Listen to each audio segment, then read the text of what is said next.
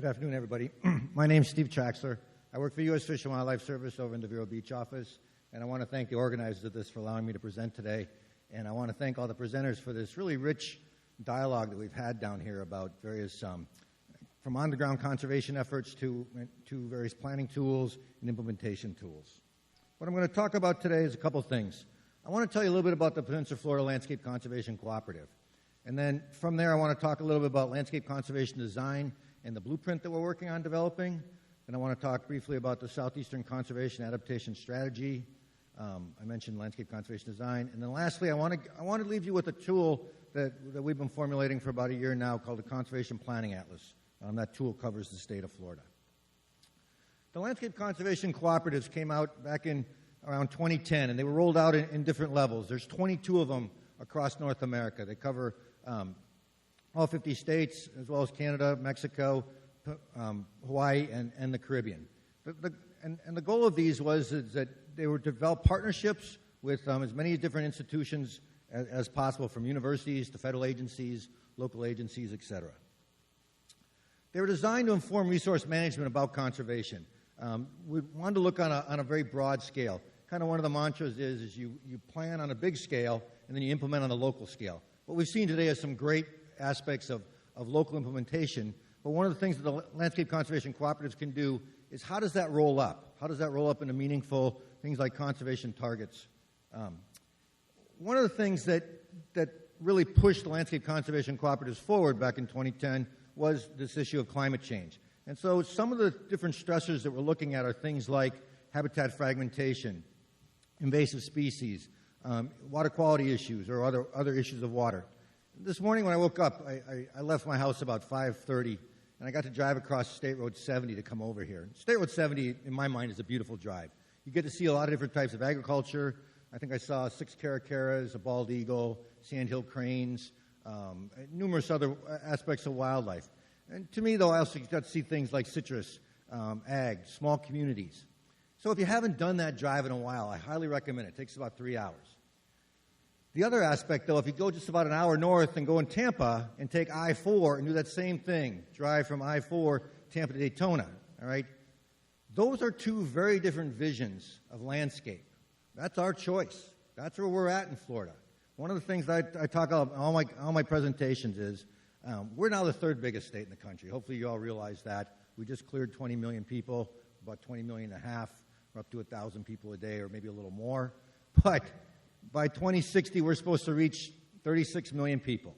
That's 16 more million people on the landscape. So, do we want the I-4 corridor vision as a landscape, or do we want more like the I-70? That's our jobs as conservationists to help guide that.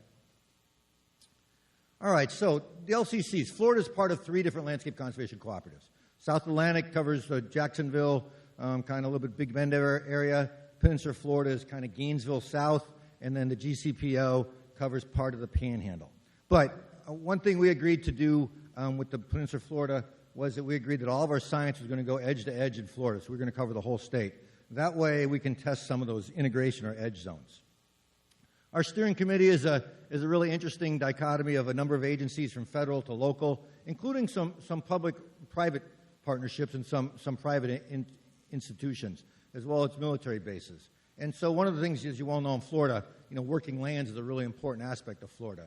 So silviculture, ranching, other forms of agriculture are really important. The goal of the landscape conservation cooperatives is to come up with these tools to help look at this kind of big picture planning. But at the same time, if your steering committee is set up with the right individuals, hopefully those individuals or those institutions will come together and apply the tools to put conservation on the ground. Now, there's a lot of landscape conservation planning going on in the Southeast, all right?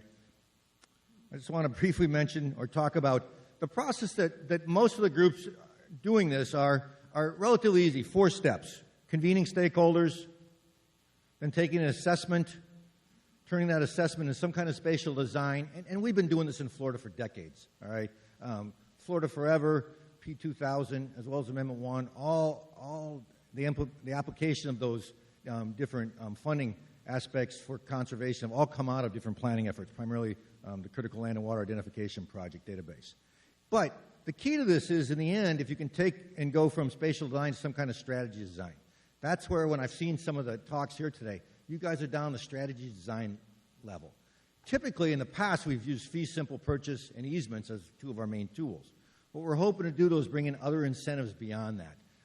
Like I said, we're a partnership that isn't regulatory based, but at the same time, there's a lot of different incentives that can be brought to play when looking at landscape conservation. And then the goal is, and Florida's had blueprints previously. This is P1 and P2 from the CLIP database, but it's been brought through as a lens, our priority resources. And so what happened about 6 months ago, we got together our steering committee. We started kind of outlining our vision and what that could look like to key components, and then priority resources, and ultimately conservation targets. And so we have 12 priority resources right now, and then we hope to, so we use a series of webinars, and we vetted those priority resources with over 100 different agencies and individuals. And now over the next 3 or 4 months, we're working on conservation targets.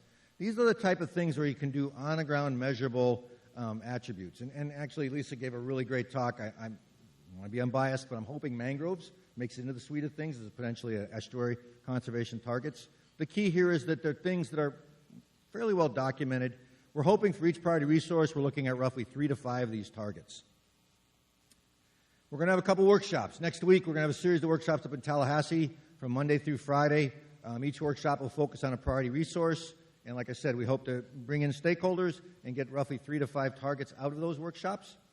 And then in November, we're going to do the same thing in Orlando, probably at the USGS office on the northeast side of Orlando. Once again, over 5 days, we're going to go through each of the priority resources and relook at conservation targets. What my colleagues to the north of me, the South Atlantic, have done is they've taken their indicators or targets, they've turned them into a state of the South Atlantic. They come out with this report card every year. In that report card, they grade themselves. That's what I really hope we can get to with our conservation targets, is being able to look at, okay, what kind of progress are we making towards conservation? And as we get additional conservation or as we do better management on the ground, how do we score? How does each of the indicators look? One of the things we've done down here in Southwest Florida is the reason that landscape conservation design is becoming really critical for some agencies, as well as a lot of agencies. The U.S. Fish and Wildlife Service is requiring any new land acquisition for a refuge to be put in a context much broader than just the refuge. So they don't want just the refuge to come say, hey, I want these lands around the refuge. They want to put it in the context of why. So Panther Refuge is doing a CCP. In it, it has a land acquisition program. That land acquisition needs to put why the Panther Refuge needs to acquire those additional lands and what good are they. So the Panther Refuge will have to look at its objectives. We've helped do an impact assessment for them on things like the Florida panther, amongst another additional suite of species. They will then use that impact assessment and come up with a spatial design and vet that with stakeholders, and then that will go in their CCP and will go up to our headquarters and hopefully someday get approved for that additional land. Any refuge in the United States, any new refuges, any existing refuges with land acquisition programs all have to go through this process.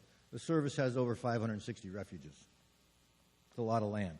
All right, so ultimately then we come back to the landscape conservation design will yield a blueprint. The LCCs in the southeast, this is kind of a map of the different LCCs.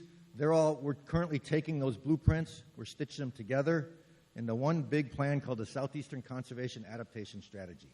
That blueprint will be rolled out in October to the Southeast Association of Fish and Wildlife Agencies. And those agencies hopefully will grab a hold of that and use this blueprint to help guide them in conservation in each of those 16 states, as well as across state lines, because you all know species and habitats don't understand state lines. But yet they still have to move across them. Now for the next part of the talk, so one of the things that we're responsible for, besides doing these tools and doing this kind of science, is we want to be able to disseminate that information readily. And so we've come up with all the LCCs in the country have developed some type of planning atlas. If you haven't used a planning atlas before, they're wonderful tools, massive amounts of information on those tools to let you readily integrate those. Unless you're a GIS expert, then you can go out and get your own data sets, integrate very readily. I'm sure Lisa's well versed in that. But this allows people like managers and others not so savvy in GIS to be able to integrate these big data sets. And so our Conservation Planning Atlas, 10 of the LCCs in the country have all contracted Conservation Biology Institute to do these for them. And so they have a very similar front page. And then from there, there's just a ton of information you can gather off of it. So the Atlas, it's run through a program called Basin. Many federal agencies are using this program. I mentioned it's designed by CBI, and it's designed for showcasing different data sets that are out there, and then the ability to bring those data sets together into different types of galleries, as well as if you have a work group and you need some work group space, this allows for that work group space to happen, and you can bring your own data sets in, as well as use the existing data sets. So things like looking at starting at the top and working through the home page, and then looking at different data sets, and then being able to use mapping tools. So we have a simple mapper and an advanced mapper. I'm going to mention each one of those in a minute. And then things like how to get started. There's a tour of it, and so you can take this CPA tour. And this is really an easy way to get involved with that and to be able to walk yourself through this. I'm not a GIS savvy person, and yet I found this mapper to be extremely useful. There's a number of videos and webinars on this tool, so you can go look and see what other people have done, as well as how to use the tool. And then from here, you can explore different aspects of the tool. I'm just going to real quickly mention a few things.